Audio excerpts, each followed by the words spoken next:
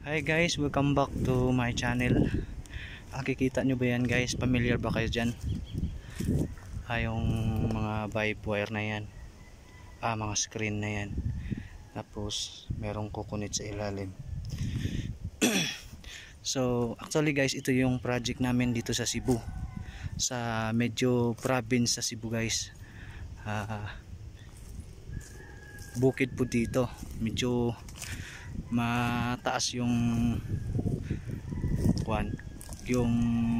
area, kaya ang ginawa namin, nilagyan namin ng kinukumutan namin yung bukid para protection sa landslide. Yan, maraming mga puno din pero hindi yan kayang pigilan ng puno yung landslide, kaya government project po ito guys. Yan, pagmamayari ng gobyerno. Yung tawag dito ay slope for landslide protection. Yan guys, mahaba po ito. Yan, simula dun sa dulo hanggang dun sa pinakamababa.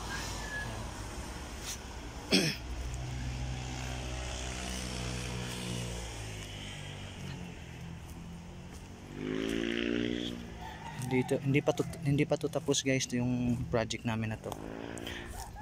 Actually nag-ano pa lang kami, nagdi-drilling.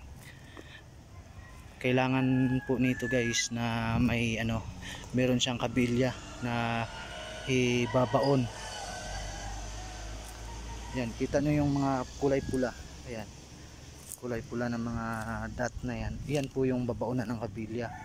Yung isang dipa yung layo niya.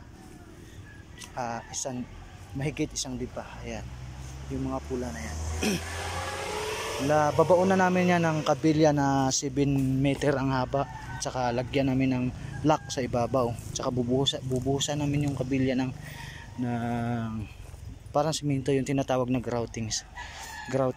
Yan, para matibay yung kapit ng bakal sa ilalim ng lupa. Kasi ang haba ng bakal 7 meter. Guys, ito yung mga pinapalahingaan namin during break time. Ayan, yung ginawa naming tent. Ayan, medyo